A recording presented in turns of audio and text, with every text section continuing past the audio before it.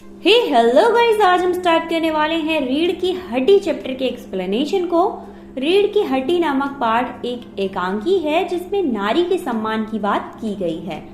तो सबसे पहले हम इस चैप्टर के सारे कैरेक्टर्स को विथ नेम जान लेंगे ताकि हमें चैप्टर समझने में कोई भी प्रॉब्लम ना हो। इस चैप्टर का फर्स्ट एंड मेन कैरेक्टर है उमा। उमा एक लड़की है जिसने बीए पास कर रखा है। वो अच्छे कैरेक्टर की लड़की है, साथ ही उसका जो चेहरा है वो बहुत ज्यादा अट्रैक्टिव है। उसकी आंखों पर चश्मा लगा है। नेक्स्ट है उसके पिताजी रामस्वरूप, उसकी माताजी प्रेमा। मतलब उमा के पिताजी का नाम रामस्वरूप है और उमा की माताजी का नाम प्रेमा है। अब बात आती है नेक्स्ट कैरेक्टर शंकर की। शंकर उमा को देखने आने वाला लड़का है।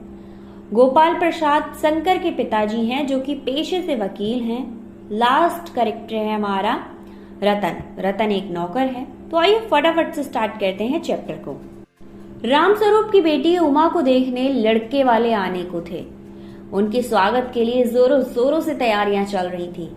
रामस्वरूप अपने नौकर के साथ तख्त और उस पर बिछाई जाने वाली चादरों को ठीक कर रहा था कि तभी प्रेमा, जो कि रामस्वरूप की पत्नी है, वो रामस्वरूप से कहती है कि देखिए ना, उमा मुंह फुलाकर बैठी हुई है।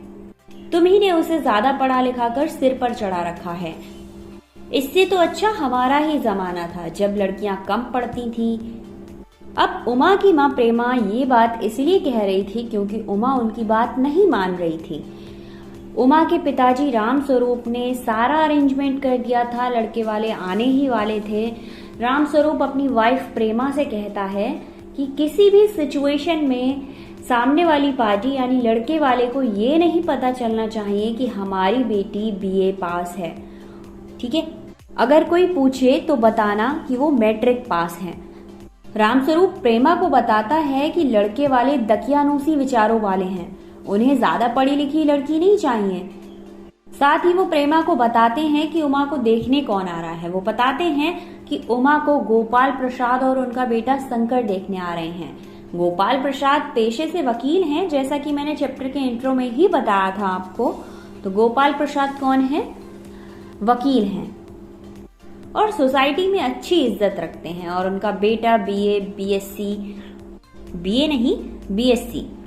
कर मेडिकल कॉलेज में पढ़ा रहा है।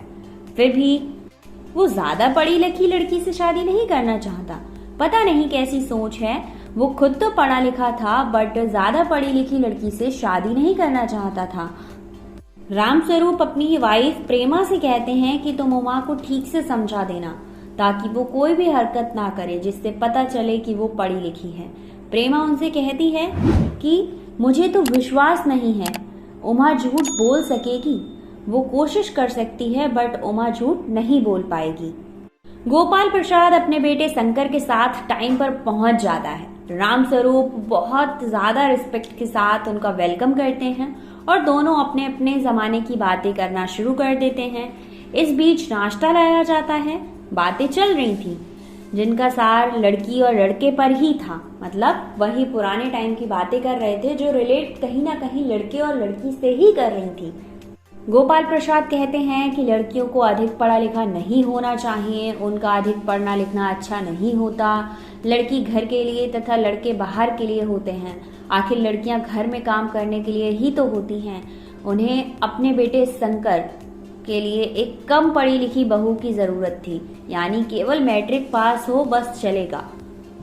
अब गोपाल प्रसाद की बात का समर्थन तो करना ही था क्योंकि रामस्वरूप को अपनी बेटी उनके बेटे को ब्याहनी थी, तो उनकी बातों में हाँ हाँ कर रहे थे और अपनी बेटी की पढ़ने लिखने वाली बात छिपा रहे थे। गोपाल प्रसाद का साफ साफ कहना था कि ऊंची शिक्षा सिर्फ और सिर्फ मेंस यानी पुरुषों को ही लेनी चाहिए। इसी बीच उमा एक ट्रे में पान रखकर उस कमरे में आ जाती है। गोपाल प्रसाद अब लड़की के विरुद्ध बातें कर रहे थे। वो सारी बातें उमा सुन रही थी कि तभी गोपाल प्रसाद अपनी डिमांड रखते हैं कि भाई लड़की को चलाकर और बोलकर तो दिखाइए। उमा जब अपना चेहरा उठाती है तो उस पर चश्मा लगा हुआ था। ये देखकर गोपाल प्रसाद चौंक जाते हैं।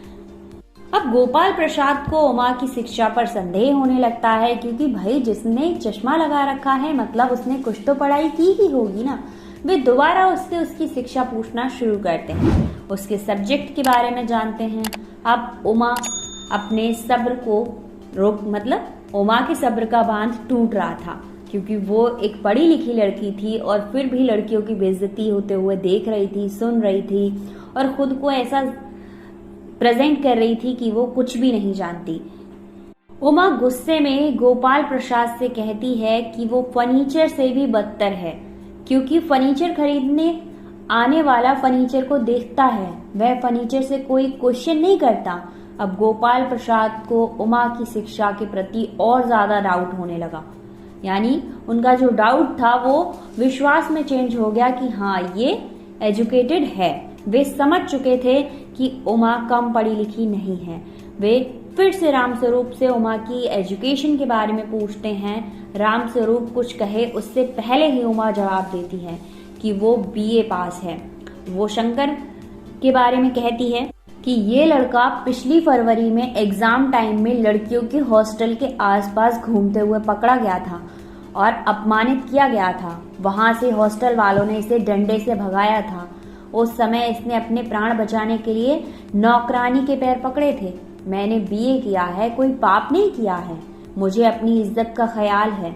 गोपाल प्रसाद बहुत ज्यादा गुस्सा होकर स्वयं को अपमानित किए जाने की बात कहते हैं।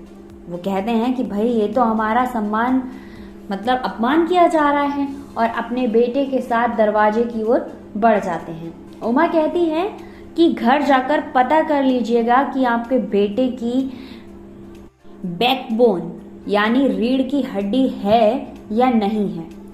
इसका मतलब क्या था? मतलब वो अपने पैरों पर खड़ा हुआ है, खुद कमाकर खा सकता भी है या नहीं।